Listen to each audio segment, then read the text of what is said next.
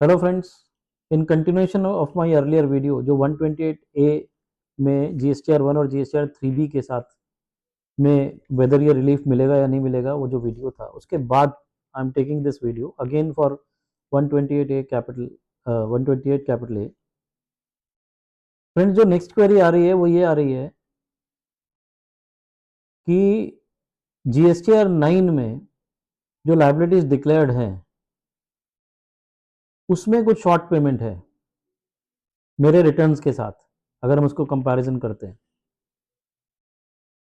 तो डिपार्टमेंट का ऐसा कहना है कि चूंकि वो ऑलरेडी आपकी एडमिटेड लाइबिलिटी है, उस पर इंटरेस्ट ऑटोमेटिक है, इसलिए उस पर स्कीम एप्लीकेबल नहीं होगी। दूसरा सिचुएशन है जहां पे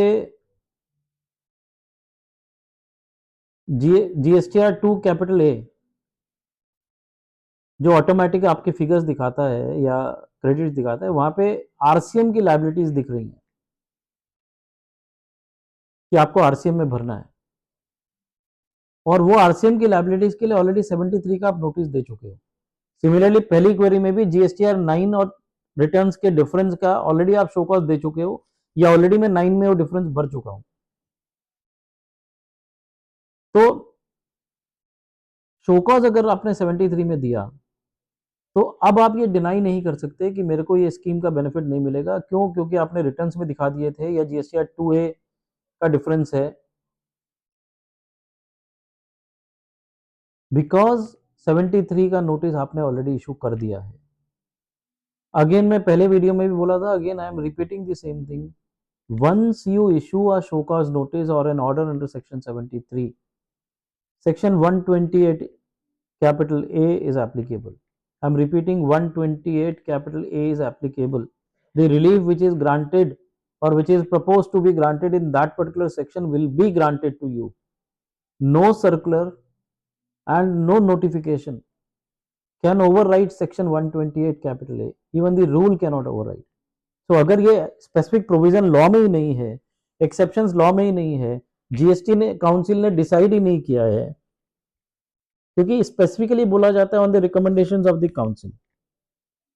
तो रिकमेंडेशन जो काउंसिल का है, अगर आप वो पढ़ेंगे तो उस काउंसिल ने रिकमेंड ही नहीं किया है कि उसमें कोई रिस्ट्रिक्शन रखना है। उन्होंने सिंपल बोला है जो भी 73 के मैटर्स पेंडिंग है, जिसके ऊपर इंटरेस्ट और पेनल्टी का है, हम उसको वेवर देना चाहते हैं, वो इस स्कीम में आए, जो टैक्स की अमाउंट है पूरी भर दे without creating any dispute, and interest and penalty का वेवर ले ले।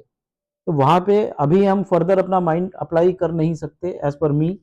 देयरफॉर कोई भी आपको ये शो कॉज देता है या रिस्ट्रिक्शंस देता है कि चूंकि आपका GSTR 9 में ज्यादा था, आपके रिटर्न्स में कम था, वो डिफरेंस अमाउंट है, 9 ऑलरेडी एडमिटेड लाइबिलिटी है, इसलिए आपको स्कीम नहीं मिलेगा और हम 75/12 में जाएंगे, डायरेक्टली रिकवर करेंगे। सर प्लीज नोट, सबसे पहले तो 73 में अगर उन्होंने शो कॉज नोटिस या ऑर्डर दे दिया, मैंने ऑलरेडी बताया कि उसका वो डिनाइल नहीं कर सकते, ये स्कीम आपको नहीं एप्लीकेबल होगी, वो बोल ही नहीं सकते। सेकेंड, 75/12 को भी अगर आप पढ़ेंगे तो उसमें केवल 39 की बात की गई है कि अगर 39 की रिटर्न में अगर कुछ है, उसमें बिलेटेडली है, डिलेड है, तो उस पर 75/12 लगेगा। GSTR 9 की बात नहीं की गई है, सेक्शन 44 की बात नहीं की गई है। So therefore that is not applicable, that argument or that contention of the department will not sustain. At the same time GSTR 2A, जब मैं बात करता हूं मेरे RCM की लाइबिलिटीज की, RCM की liabilities has nothing to do with the returns and all. So अगर मेरी RCM में कोई लाइबिलिटीज GSTR 2A में दिख रही है, एंड लेट्स से कि किसी ने गलती से वो RCM की लाइबिलिटीज चढ़ा दी है, या वो लाइबिलिटीज हैं जिसके लिए आप शोकॉज दे चुके हो और I am ready to make the payment, तो चूंकि ये अमनेस्टी स्कीम है, this is not an adversarial scheme, the relief has to be given. Now you can not lay conditions and say कि नहीं नहीं, ये चूंकि 2A में दिख रहा था, एडमिटेड है, इसलिए 75/12 लगेगा, इंटरेस्ट पेनल्टी नहीं आप वेव ले सकते, या स्कीम आपको एप्लीकेबल नहीं होगी। As per me that interpretation is wrong. So therefore I will conclude by saying this, section 128 capital A को आप पढ़िए। उस सेक्शन में अगर कोई रिस्ट्रिक्शन है तो केवल मुझे एक ही रिस्ट्रिक्शन दिखती है कि 74 में एप्लीकेबल नहीं होगा। दूसरा कि प्रोसीजरल है कि आपको ड्यू डेट से इतने टाइम में पेमेंट करना पड़ेगा और उसके इतने टाइम में आपको फॉर्म्स को अपलोड करना पड़ेगा। Besides this there is no restriction.